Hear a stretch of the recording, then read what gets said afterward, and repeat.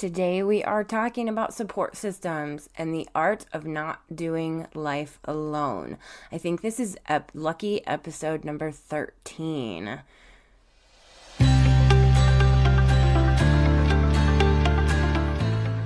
Welcome back to your emotional support podcast. I'm your host, Noelle Rizzio, and today we are talking about support systems, why they matter, how to tell who's lifting you up, and how to build a circle that loves you into growth.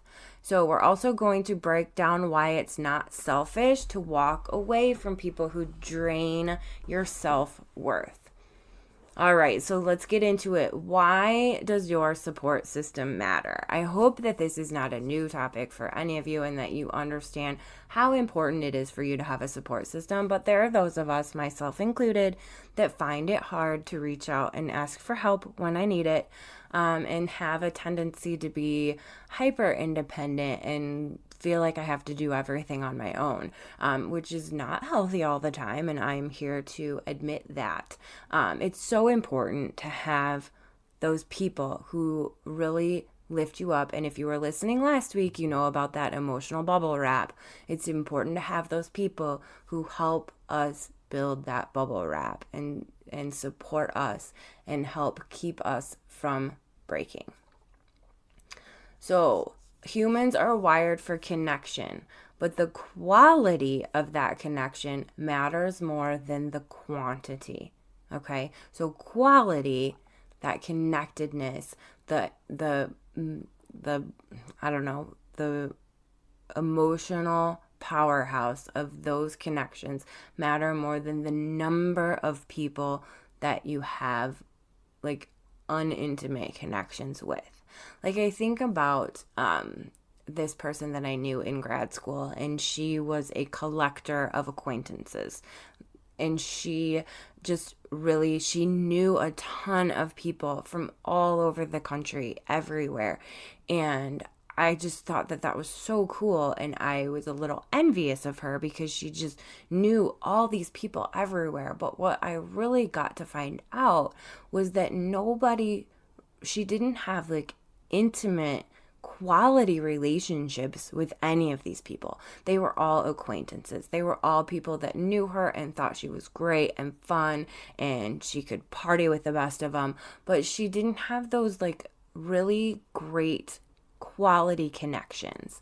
And that's what we're talking about. That is more important than having a million friends all over, okay? Your support system helps shape your mental health, your self-worth, and even your willingness to take risks, because you know that those people are going to be there for you no matter what. When you feel safe and supported, you show up differently in the world, right? You're able to take those risks. You're able to look at the world as a safe place instead of a scary place. If you're trying to grow yourself in toxic soil, your roots won't thrive, right? You have to surround yourself and build up that positivity and that support. So how do you tell if someone is truly supportive? This can be tricky. People are hard to read. And I know that a lot of people take a real hit to their self-esteem and their confidence and their self-worth when they feel like they've read people wrong. But it's not your fault if someone is airing a presence that is false, okay? But let's talk about how we tell if someone is truly supportive. Ask yourself, do they celebrate your wins or are they trying to compete with them? There's a big difference there. Usually that one's pretty easy to spot. If they're celebrating you and they're truly happy for you, or if they are trying to compete with what you've got going on. Do you feel more yourself after being around them, or do you feel more drained? There are definitely people who, when I'm around them, I'm exhausted afterwards emotionally because it's hard. I can't be myself completely because they don't make me feel safe to be myself. And so I don't necessarily like change who I am, but I'm just not like outwardly as myself as I would be with my people, you know? And so, these are people sometimes you don't have a choice in being around.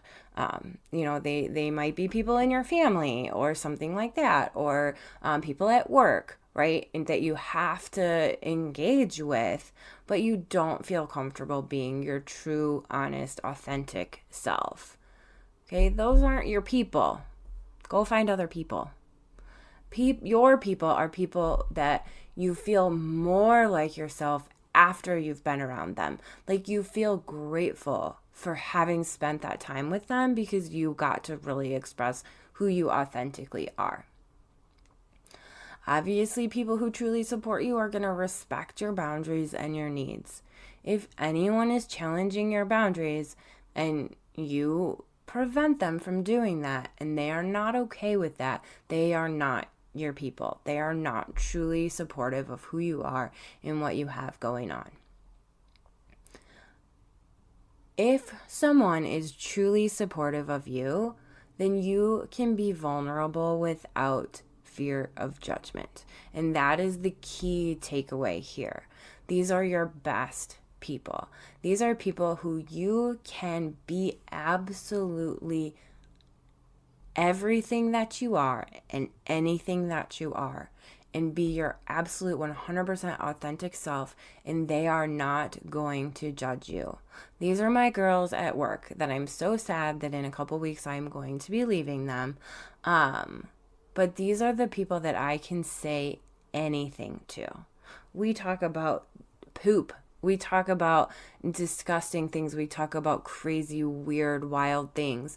But I've never, ever felt judgment from them. Those are my people. And those are the people that I'm going to continue to go to, even though I won't be seeing them every single day, which is going to make me real sad.